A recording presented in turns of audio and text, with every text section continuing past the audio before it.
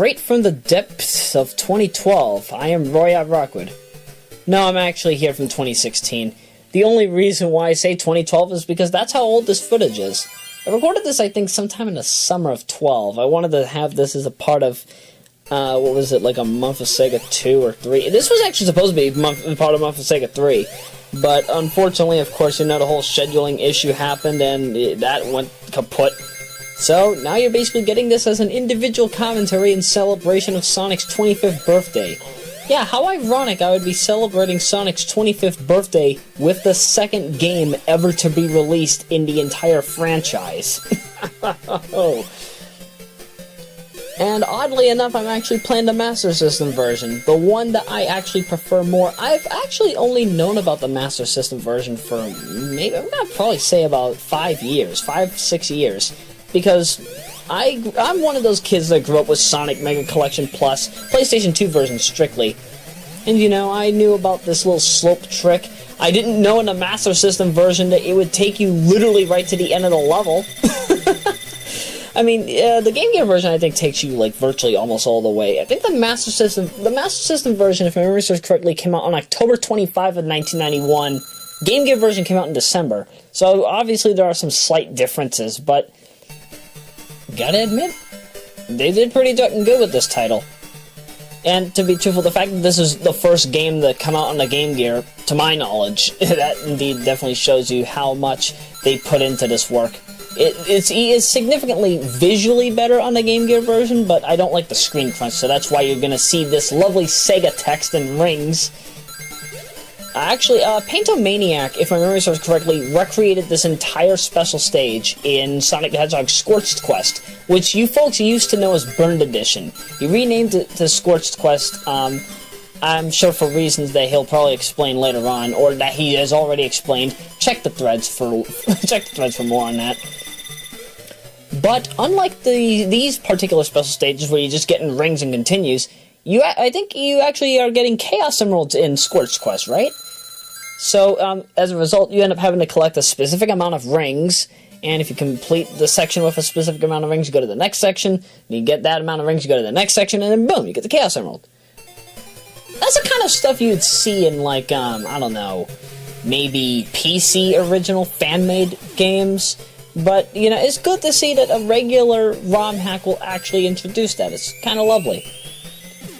And yes, we are in the underground chambers of Green Hill Zone, something that also was not available in the original Sonic the Hedgehog from June 23 of 1991, released in Japan on June 25 of 1991.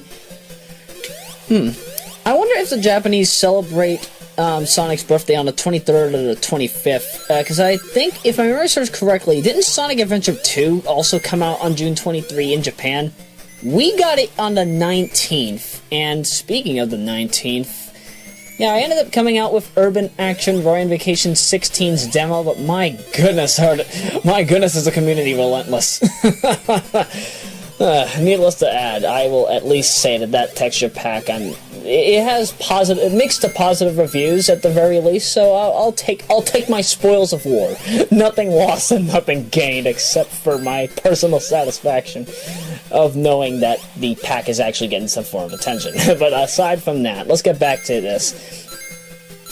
So, of course, as stated before, I have not by any means thought that the Master System version was inferior to the Game Gear version of this title by any means of the word. I would say that the Master System version is indeed the best of the 8-bit conversions. If only because, you know, again, you've got the biggest screen. Not even Samari, which is basically attempting to recreate Sonic the Hedgehog using a Sonic 2 Beta Spin Dash and really crap physics. I mean, at least Samari was doing a good thing at the time, bringing Sonic the Hedgehog to the NES, or Famicom. I don't know if it was released outside of North America. I mean, I don't know if it was released in North America or if it was released in Japan. I never actually did study of that. I'll have to double check that at some point. But I've got to say, you know, this game has aged well. You know, at some points it is a bit difficult to do, but, you know, this is one of those titles that I can just pick up and just say, hey, I'm going to play the whole thing.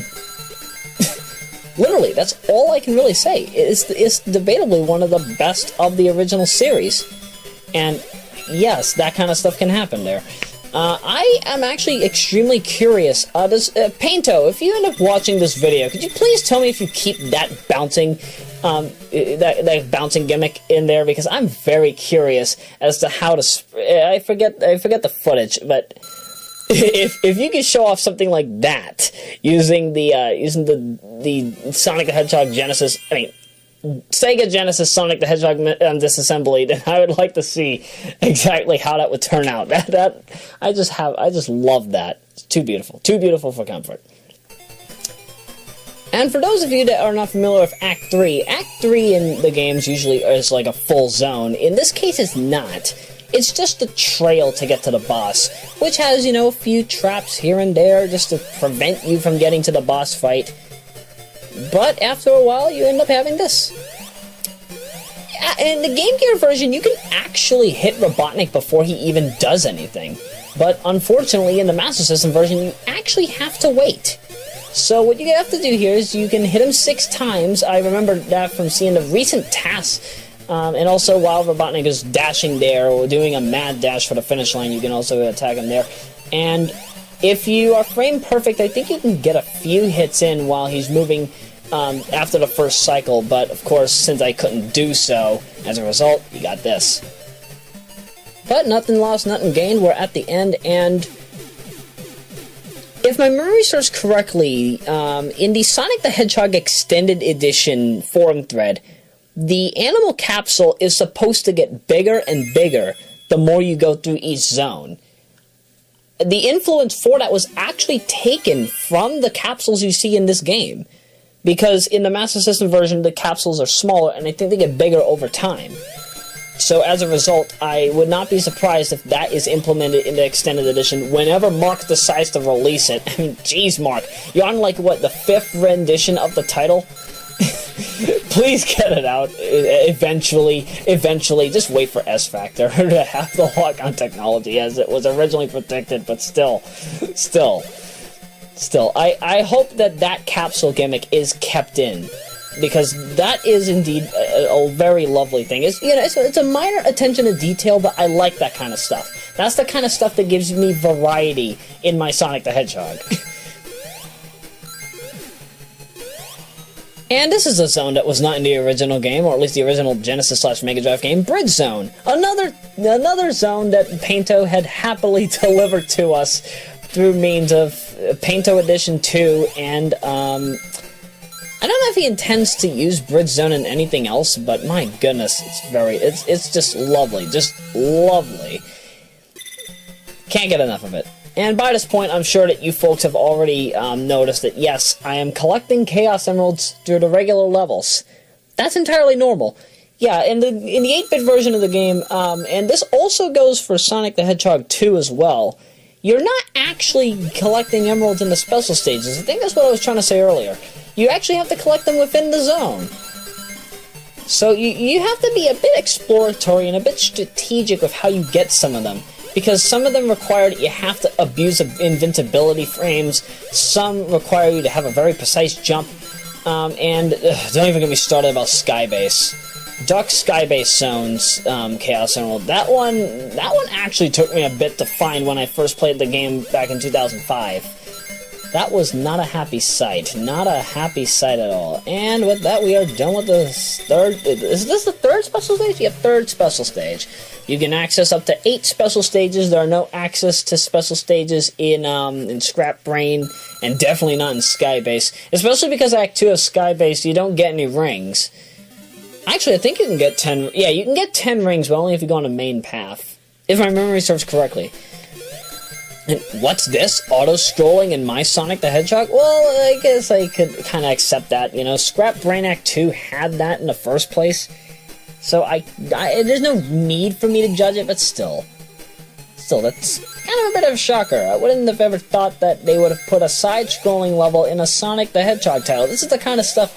I mean, okay, Mario 3 had this in 1988. Okay, that's fair and reasonable.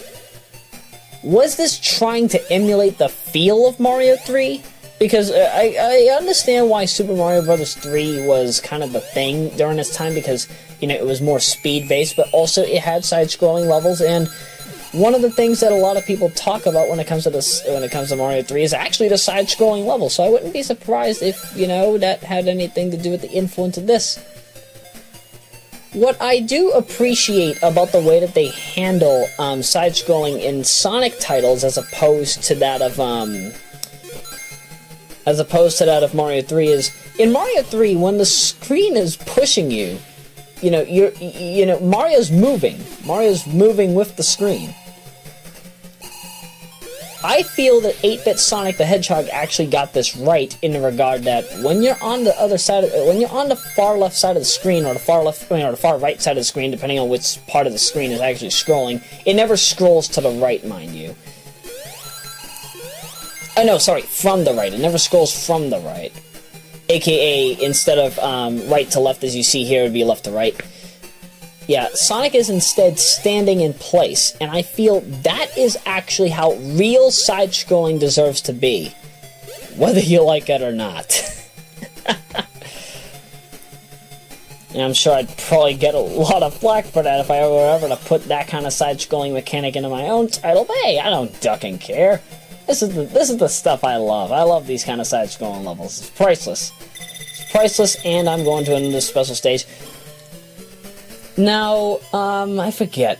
Yeah, you can actually get a Sonic icon if you complete the level with a specific number of rings, or if you do a specific jump. If you specifically time your jump right, you can get a Sonic icon on the signpost, and that gives you an automatic 1-up. I forget if this footage actually has that in Painto. Again, I have to ask, please put that in. I ducking love those physics. That's just too ducking lovely. Somehow I feel that Master System Sonic the Hedgehog does bouncing physics and rolling physics far more right than the Genesis/Mega Drive version ever did. Even though, you know, I guess they wanted to make it more humanly accurate. Yes, Bernie Sanders is pretty much caught on to me. So yes, I am very used to basically saying his name saying words with a Y now. There's actually a difference with the Game Gear version in that case. Now, Robotnik actually, he fires 3 bullets. I think he fires 2 in the Game Gear version. But that bridge is actually a disintegrating bridge in the Game Gear version, if my memory serves correctly. That actually makes the game slightly harder by comparison, I would say. I don't like that. I don't like that. It's a little bit... I won't lie. When I first played the 8-bit Sonic the Hedgehog, that actually kind of caught me off guard. I did not expect that. That was kind of scary. I didn't expect that would happen. I didn't expect that I would kind of lose my mind a little bit from seeing that, but, you know, it was a fun time back in 2005, and the fact that I recorded it 7 years later just goes to show you how much this game has grown on me. But that is the end of Part 1. We will see you again for Part 2.